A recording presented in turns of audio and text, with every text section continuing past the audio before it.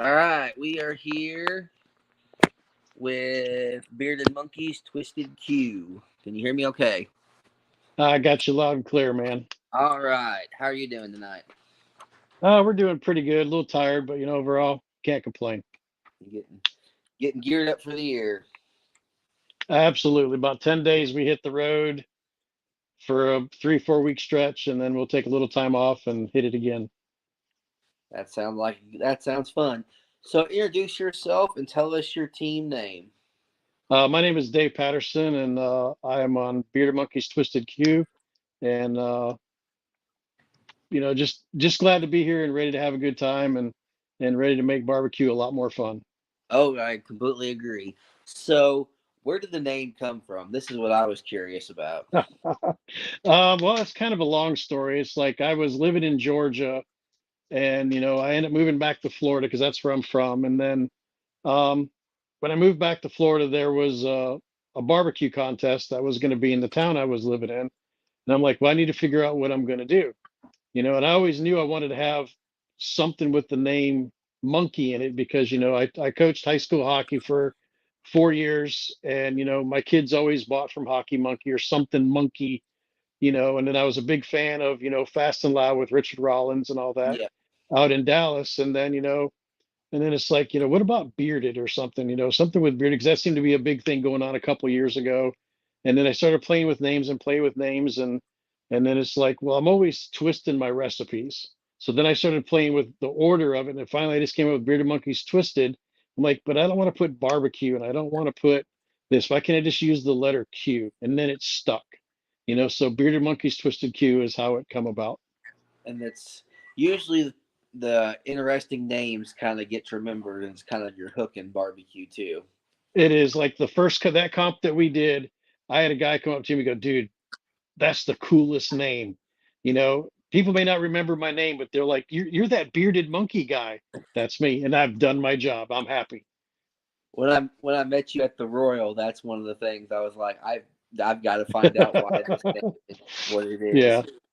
So, but yeah, a lot of people like in barbecue, they either call me bearded or twisted. Not many people call me by my first name, but it don't matter. I'll answer to whatever. So, do you have any teammates, or do you cook solo?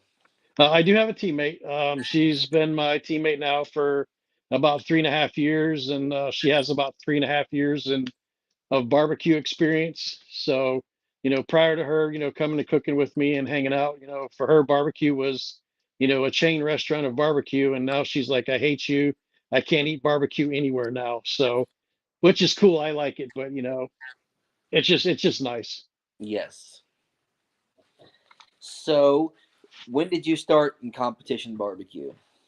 Um, I actually did a couple contests when I lived in Amarillo, around 2015 time frame. I was working for a company out there, and they had the city of Amarillo had a really big um, chamber of commerce type deal. And the company's like, well, hey man, we know you like to cook. You want to take care of the barbecue thing. And I'm like, sure. So like, you can bring anybody in that you want. Use whatever you want. I'm like, so I could bring anybody in to cook with me. I want. They're like, yes. So I flew my dad out, because he was always a barbecue guy, and so that was our first deal. We went out there, and part of the deal that we had to do is you had to cook the three meats that was out there. Then you had to serve 500 people because it was a paying fundraiser for the city of Amarillo. So you had to feed 500 people. And Oh, then on top of that, the company's like, well, hey, we have corporate execs coming in. Can you cater them too? So I had three things going on at one time. And man, it was awesome. We actually had our first pro call that weekend, which was in pork, and we finished ninth out of like 150 teams. So it was that was absolutely incredible. was that an IBCA cook, or was that It, a? it was an IBCA cook, yes, sir. So we ended up doing, they had a anything goes, and we got a call in pork with that. And then it's like, there was another comp the following weekend, and they're like, well, hey, go do that too. And we didn't do as well there, but the hook was set.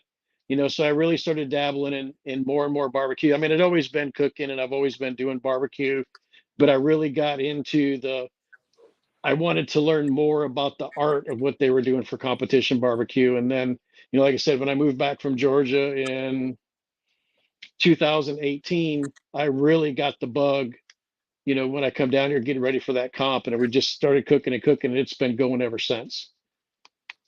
So what got you started cooking barbecue in general? It was kind of a family thing. I remember, growing up, and even after I had moved out and my kids, were kind of small, we would, when I was in the military, we would come home on leave, and my dad was always firing up the big old propane tank that he converted into a stick burner, and we were always cooking ribs and hogs and chicken and whatever it was, and it always just kind of was there. And I always liked to grill on the grill, whether it was a burger or it was a steak or a rack of ribs, whatever it was. I always liked to do that, so because I just, it was different. You could adjust it how you wanted. You get the taste you wanted or the seasoning. You could just do it that you couldn't find that you were getting in restaurants or whatever. Yeah, that's kind of what the wife says. About 90% of the barbecue restaurants I've ruined because It even at happens. home, I consider a home cook a comp practice cook just in general. So I don't hardly cook anything backyard style very often anymore. Right. I actually did that here earlier this week. We just cooked some chicken wings. We shot a video.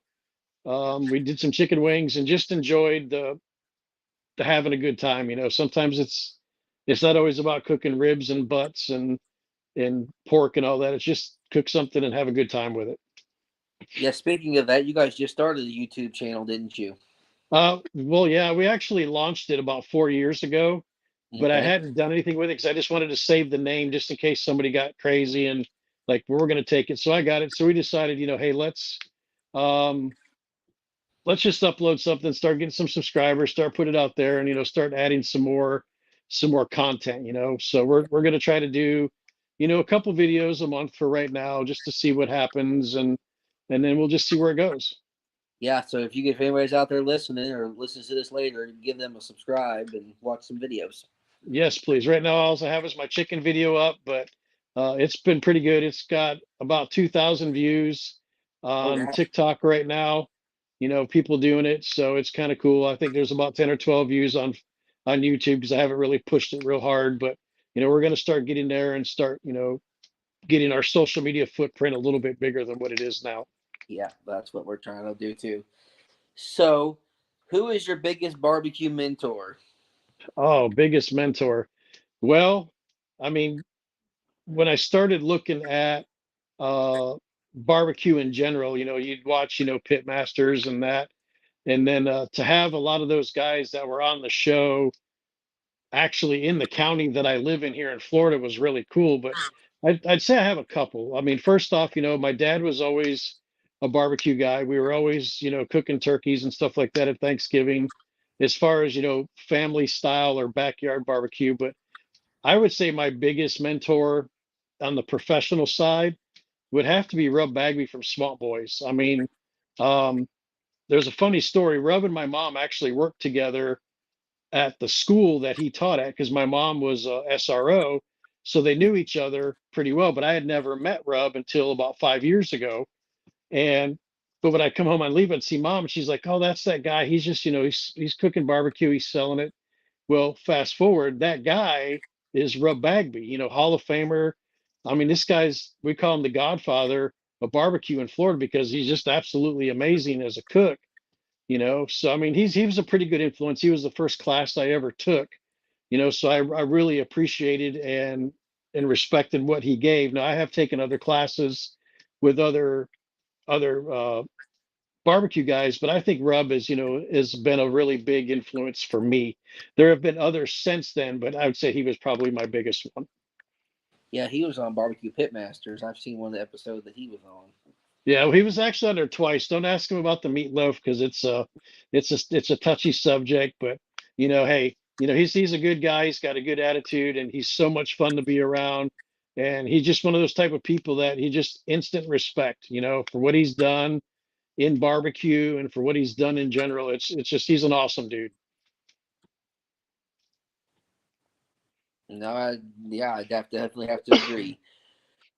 So do you cook mainly KCBS or FBA? I actually cook both. I mean, I cook more FBA because that's what's here in Florida. I mean, there are some more KCBS coming down into Florida. You know, we've got about 12 to 20 comps, just depending on what comes about. You know, I think last year there was about 12 comps between, I think there was about 12 FBA comps and there was like 5 or 6 KCBS. So, you know, if we could get some more, it would be good. But, you know, mainly I do FBA, but I am doing both. What's the biggest difference between KCBS and FBA? Garnish, Garnish.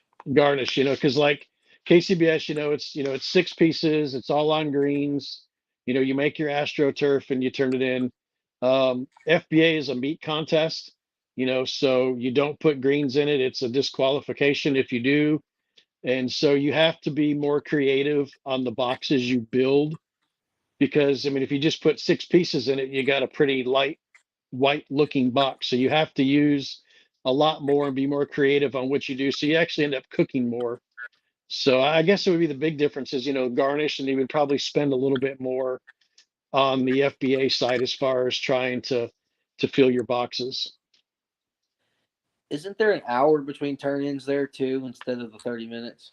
Yeah, we do have an hour between turn-ins. Sometimes it's good, you know, because you can sit down for a little bit, but other times it just depends on what's going on.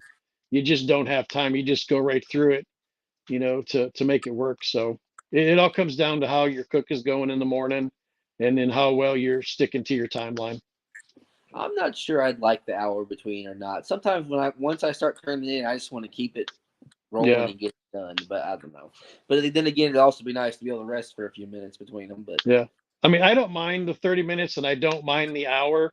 You know, just sometimes I wish in KCBS I had a little more time, but there are other times in FBI I wish it was a shorter deal because it's like, man, this stuff's ready now. But you know, you just got to adapt and just make it work. so what do you cook on for comps or and at home? Comps I cook on gateway drums. You know, I have 4 gateways that we run, and you know they've been real good to us as far as upping our game. I mean, when I was cooking pellet cookers before that, and I was cooking low and slow overnight, we had decent success, but it just my brain wouldn't shut down because I'm too worried. Is something gonna happen? You know, did my power go out? It's windy. Am I gonna lose this? Am I gonna lose that? You know, or am I gonna wake up and the alarm's been going off because it cooked 2 hours earlier than what I needed? And so I just got to where I swapped over to hot and fast with the gateways. I mean, I still sleep the same time cycle, but I'm sleeping enough that I don't have to worry about it. And as far as at home, I still cook on the same pellet cookers. Every now and then I'll fire up the drum and cook on it. But it just depends on how I feel. Yeah, you don't hardly see hardly anybody cooking low and slow anymore. There's a few, like I got some buddies, Jason and Justin Norris from Keeping It Smoking. They run low and slow, and they actually won this past weekend. I want to give a shout out to them on their GC this weekend. But they run low and slow, overnight. Which I ran a similar program, and it's I mean, it's good because it's a different flavor and what you're getting. But me, I'm a worrywart, so I can't have thinking, is this going to happen? Is that going to happen? I just gotta, I don't have the control over that. So it's the uncontrollable that's there, and you just got to try to take that out. Yep, that'd be my biggest problem. I'd be worried about power going out or something like that. Yep. So, what's the biggest competition you have cooked? Um, the biggest competition for me was actually the American Royal last year. That was our first time there. That was the first time we ever cooked a double, and it was the first day was the most of people I'd ever competed against at 249, and then the second day the most I'd ever competed against at 505. So I mean it was interesting, but it was awesome. I had an amazing time there. My son and grandson came out, they cooked with us, and it was just I couldn't be happier with what we did. That's what I've always tell people. If you've never experienced the American Royal, you should go one time just Yep. to experience it. insane. It's organized chaos. It It is really. organized chaos. In fact, my son had never even cooked a barbecue competition before. He just came up because he lives in Wichita. So he came up, to spend the weekend with us. And before we left on Saturday night, before we started the Sunday prep, he's like, Dad, I'm starting my own team. I'm digging this. So he's actually formed his own team Oh, good. out of that, which made me feel really good. He had an awesome time. And so now it's nice that I can pass down the knowledge that I have to him and eventually on to my grandsons, to where they can do it too. And maybe we could get, 3 generations out cooking one of these days. Are you going to cook it next year? Um, the plan is to go. You know, we haven't started this year as far as competing, so I definitely want to get out there and and knock a win down right away so we can not have to stress about it. But I think even if we don't um, make the invitational, I think we're still going to go back for the Open just because it was a great time. We met a lot of people and it was just a really good experience. So I think either way, I think we're going to go.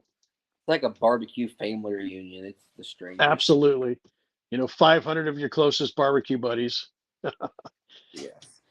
So, okay, we just talked about the American Roll. So, what was your first grand championship like? Tell us about that one. Oh man, that's that's a pretty good one. We actually won Pusaqu last year in Montgomery, Alabama, and the funny thing is we weren't even supposed to be at that comp. 2 weeks before Pusaqu actually happened, the comp that we were going to do in Georgia actually canceled. So it's like, hey, what do we want to do? We had talked about going before. We had heard all the good stuff from the first year that they had it, how nice it was and what they did for the teams and blah, blah, blah. So, I called my partner up. I said, hey, do you want to go to Alabama? It's the same distance. It's the same across the board. It's just, you know, in a different state. And she's like, let's go. So we sent in our application. We got it going. We get there on a Wednesday, and if you haven't been to this comp, you really need to go. It's one of those ones that, as a people that put on competitions, they really up the game and really set the bar high for what they do. And so we get there, and then you're seeing all these big names. You see Brad Laniger, you see Bill Purvis from Chicken Fried Barbecue. You see all these big names that you see all over the place, on KCBS. The really big guys around. And you're like, man, this is a huge, huge deal. So we're just like, hey, we just want to do the best we can. So, we go into the Friday night cooks meeting, and they got all the trophies up there, everybody looking at it. And I'm just like, man, I just hope to get one of those flame trophies. They're really cool because, you don't think that you're going to go and get this giant, trophy, So we looked at everything, and haha, and looked at it. So we go and have our cook, and it was kind of weird because it wasn't like it was overly rushed. We had a lot of time. We were actually just sitting there going, what are we missing? We should be doing something. The cook went really, really well. And, we had some Florida guys next to us. They're like, so how do you think your cook went? I said, honestly, it's just a little better than we did the week before. And the week before, we actually thought we had a bad cook, but it was actually a good cook. We finished third. And they're like, man, if that's a bad cook, I'd hate to see a good cook. So we're thinking, we just did a little better than we did the week before. And so, we didn't really feel anything, so we go to awards, they start calling chicken, and, chicken and ribs was our money makers last year as far as where we were consistent on, then they call second place, boom, 180 with chicken, so we tied with Kerry from Hold Your Horses. He ended up winning it because, the tiebreaker. So, here it was, first really big contest. We get a call against all these, I mean, super huge elite barbecue teams, and I score 180 in chicken. Man, I was tickled to death, man. I was happy, I could have not got another call and I wouldn't have been disappointed. Yep.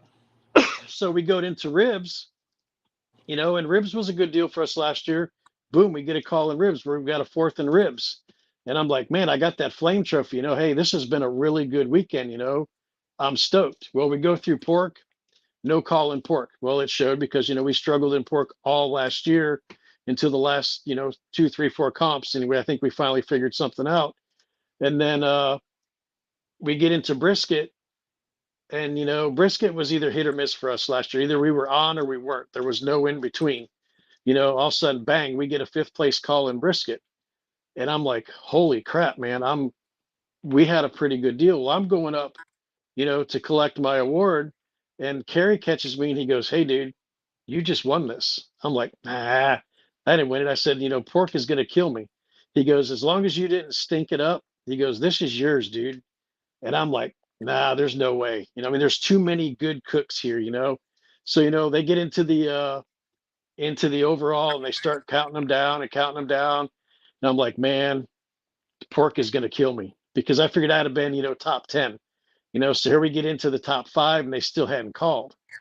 And then it's like you start thinking, well, maybe we did.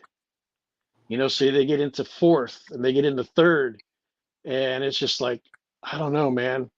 And then it's like Mark from Maya Jane Barbecue realized what was going on. He clicks on his cell phone and starts recording us. So they called 2nd place, which was I can't think of his name, but he won. He was KCBS Team of the Year this year.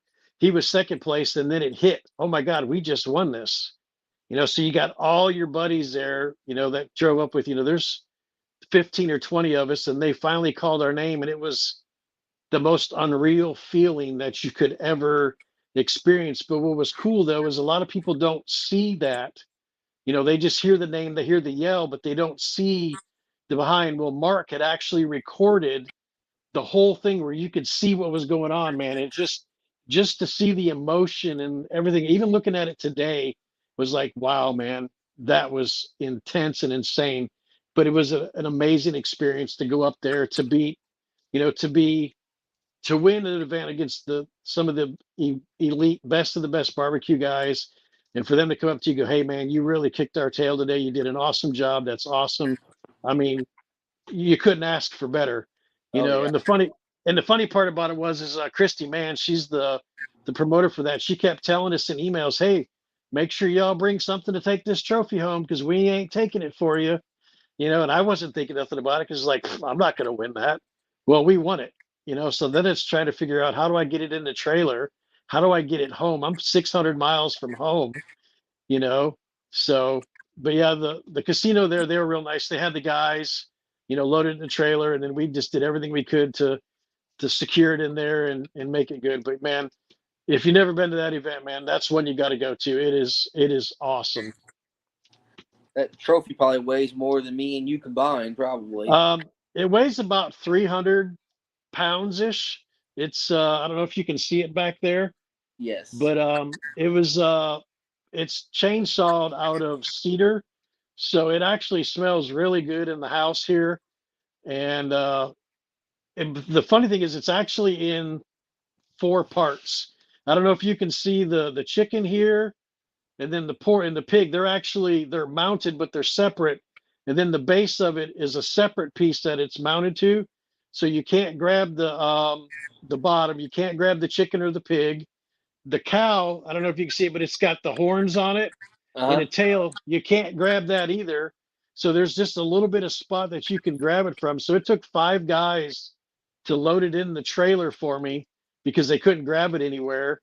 And so I mean, it was pretty cool to watch that, get delivered to your barbecue spot, and then to have them guys actually put it in the trailer, and then wake up the next morning and go, dang, it's in my trailer. It really did happen. Yes. So it was pretty cool. I always love when I can see like the behind the scenes of when people win a contest, when they take Yeah. video.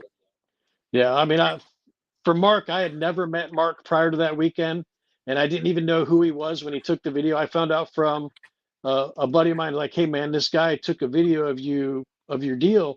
So we ended up, connecting up, and I've ran into Mark a couple times at a couple other comps this year, and it's actually really nice that somebody who doesn't know you would take the time to realize, hey, this is a big deal for them. Let's do this. And I hope people listening to this will do something like that. If they see a team out there, getting ready to do something big, or they won something big, do something like that for them, because it's really something that just watching it is just unreal. I mean, like I said, everybody only hears the name, and go. They don't see all the excitement and all the people behind that are, congratulating and high-fiving and all the craziness on there that happens with it. So, if you have the chance, do that, help somebody out like that. It's really cool. Yes, it is. So, any advice for anyone wanting to get into competition barbecue or backyard cooking? Any advice? If you're going to do comp cooking and you really want to do it a lot, take a class. Take a class with how you want to learn barbecue. So if you're a low and slow guy, take a low and slow class. If you want to learn hot and fast and that's how you want to cook, take a hot and fast class. But take something with what you're cooking, to help you out. For me, I want to learn, eventually, I want to get an outlaw and learn how to cook on an outlaw. So I want to go and, take some outlaw classes. But, I know heat is heat and temp is temp and time is time. But, there are little nuances between the ones that are out there. So, I look for classes, for me personally that are cooking on drums or cooking on hot and fast where, I can maybe find something that, ooh, I can add this to my profile or I can add that or, ooh, I can totally do that, versus trying to change everything to what everybody's doing and then it makes you really confused. And that's what happened to me in the beginning. I was trying to do what these guys are doing, but I was trying to do it low and slow. They were doing it hot and fast. And it was a struggle, So once I took the class, it helped. So that's what I would suggest. If you want to do that, take a class. And as far as backyard, man, just get out there and just have fun with it. If you want to cook ribs and you want to put mayonnaise on your ribs, put it on there, cook it, do what makes you happy and what tastes good to you. I mean, you're not worried about six judges in a parking lot, No, do what makes you happy and cook it, man. Just have fun with it. that is great advice. So, is there anything about competition barbecue that you would want to change? Anything I want to change? I wish some of them were a lot closer to me so it didn't cost me so much, but I don't know. That's a good question. I mean, I know, all the organizations have their own issues here and there, whether it's, judging or cost or whatever. But I don't know. That was something I've even been thinking about it, for the last little bit, what, excuse me, what I would want to change. But honestly, I don't know. I mean, I'd like to see more involvement of the backyard teams to where maybe the cost for them is a little cheaper. I like the way that KCBS is doing the one meat contests, for people. And I like how for the backyard teams, they're doing the two meat contests, to kind of help them out. And I know, there's some KCBS comps that, they can do two or they can do four. But I'd like to see more involvement with teams and the public. If we Yes. could change that to where there's more interaction with the teams and the public, I think that would be great because, you cook barbecue like I do. You get to a comp, you get in the trailer, you come out when you turn your box in. People don't know who you are, what's going on. I think, there should be a time where, either we cook outside or we have a time frame where the public can stop by and they can see what you're doing. They can ask you questions. And that's part of the reason why I cook outside now is, if somebody walks by and they got a question, I want to answer it while I'm doing whatever's going on and try to, because I mean, most of them really don't have any idea, so I think that would be the biggest thing I would change is make the barbecue people more accessible to the public because, if we don't grow our sport's not gonna maintain or grow like we want it to. I know people hate or cooks hate people's choice, Yeah. but it is kind of a necessary thing because I did a contest this summer and I bet I had 1,000 people walk by and be like, "Hey, are you Yeah. selling that? Are you? Is there anything?" I'm like, "Nope, turn Yep. it in for judges." Yep. But even people's choice, man, it's a crapshoot. I mean, you got some teams that it seems like they can win 6 out of 10 all the time. There's others that can't, sniff anywhere near the front. But I think there's got to be more than just the people's choice because even then you're not interacting with the people. You're No. turning in your pork. It's going to a central location. They're putting it in cups or whatever they're doing. So they're not actually seeing who actually made it or Mm-mm. whatever. So they can't ask the questions or, hey, what's this or what's that? But I mean, I don't know. I think we need to find, as a barbecue community, we need to find a way to to get more involvement with with the community somehow. Whether it's Thursday afternoon when we get there, we do a private class or a demo or something, or just something that's going to put it out there to where we can make ourselves accessible to them, and try to grow our sport. Excuse me, sorry. I definitely like the demo idea. So do you have any sponsors that you want to mention or give a shout out to?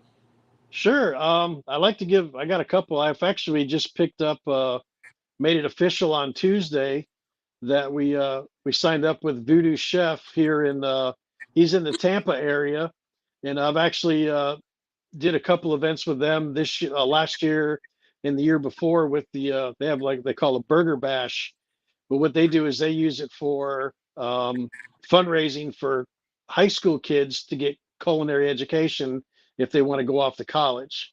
So it was a nice fit getting in with them. I'd also like to give it out to Whiskey Bet Barbecue, Chad Ward and Nicole Barnes. They gave me an opportunity a couple years ago, and I greatly appreciate it. Flame Boss been a big one with us. Um, I got JQX Concepts. Joe, he's a wrap guy by trade. So, if you want to wrap your can, your car, your truck, your trailer, give Joe a call.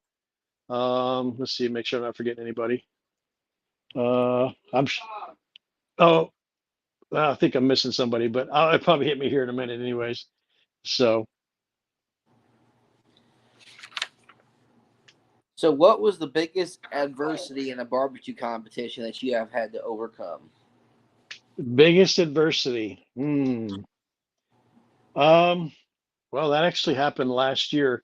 We were at the state championship in Zephyr Hills, and we were about 2.5, 3 minutes to the close of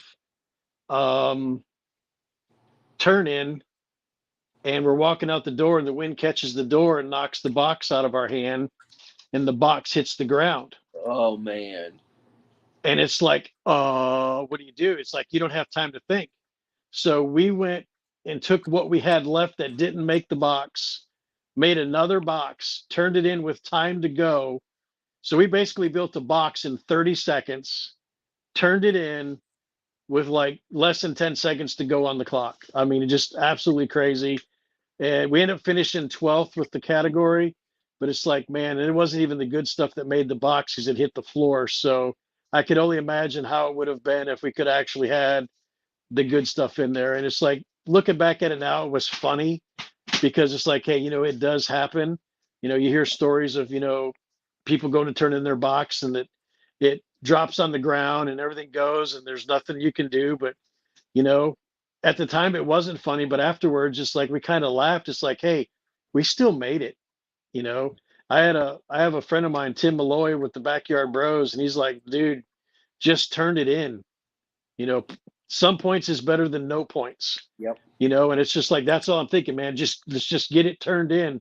So I mean, we're just throwing it in the box, just so we can turn something in, because it's better than a zero, but I think, yeah. So I think that's our biggest one. I mean, I'm sure there are some others, but that's the one that sticks out in my head right now because that was not long ago. Yeah, I would know. Try to even was it an FBA or a KTBS? It was an FBA, so I mean, it was a full box that we lost, and then trying to make it another full box. It wasn't anywhere near full what it should be. We just we could put in there to cover it, make it look somewhat decent, and go. I mean, it's all we could do to make it happen. So the last question before I let you go, what does the future hold for your team? How many comps are you doing this year? I think right now we're scheduled for 24 or 25. That's with still adding in the Royal and a couple others in the deal. Maybe we get lucky, we get drawn for the Jack. That'd be a nice one to have put on there. This year we're just going to try to do what we did last year, try to be as consistent as we can, and keep getting our name out there. And we got some stuff in the works right now as far as we have some rubs and sauces that we're working on. Maybe we could get that out by this time next year if we're lucky. It's not a big priority, but it's something that we've looked at. Um, we're probably going to go on the food truck route and start doing some food truck stuff. So that's probably our biggest um, deal that we have Yep. coming up in the next few months is doing that. So just whatever we can do to try to get the name out there and be positive and help grow the barbecue community a little bit more. Yeah. For the Royal Invitational, does it have to be a KCBS Grand or can it be an FBA? It has to be. No, it could be anything. It could be either or to get the invitational, as long as it's a qualifying event. So as long as if it's a first year event, I believe it's 15, or Yes. if it's a second or more years, I think it's got to be 25 or something like that. But as long as it's either or, you can make it to the invitational. But the Jack has to be KCBS though. No, it could be either or. Okay. You just have to have the same qualifications on the event. It has to meet the minimum requirements to get your bung dropped in, and then hope it gets pulled. So I will say this though, the Jack experience last year, we didn't get to go, but just going through the experience of trying to get drawn or watch how the process goes is pretty exciting and nerve-wracking at the same time. So I know there's others out there probably shaking their head going, yeah, it sure was. But it was good to be in, to have your name in there and to go through the deal that everybody else is going through. It'd have been nice if we'd have got drawn, but hey, it wasn't our time yet, but it will happen hopefully here soon. Yeah, the Royal and the Jack are my two bucket list contests. Yep. Even if I just even cook it one time. Yeah, no, cooking the Royal, man, that was awesome for us. And there's a couple other ones that we want to cook here in the near future. In fact, I was talking with my mom here about it earlier. We're probably going to do Death's Door next year, up in Wisconsin. And then we're looking at doing over the summer this year, we're looking at doing a Midwestern tour, because I'm from Detroit. So we're looking at going back tour up north. And so we're going to try to hit a few comps coming and going, on the way back up there to see some family. So we're going to try to do something like that and see what we can have. That sounds like a good time. Absolutely. Well, does anybody else have anything before I let him go and finish his night? I know it's getting kind of late there. Thanks for coming on. I appreciate it. Hey, man, we appreciate it. And we look forward to catching up to you again here soon. And, thank you for the opportunity.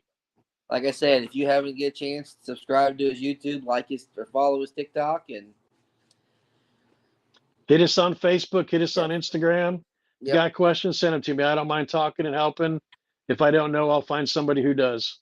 And if I don't see you before, I'll see you at the Royal this year, hopefully. So absolutely, man. Thank you, and y'all be careful. Thanks. You too.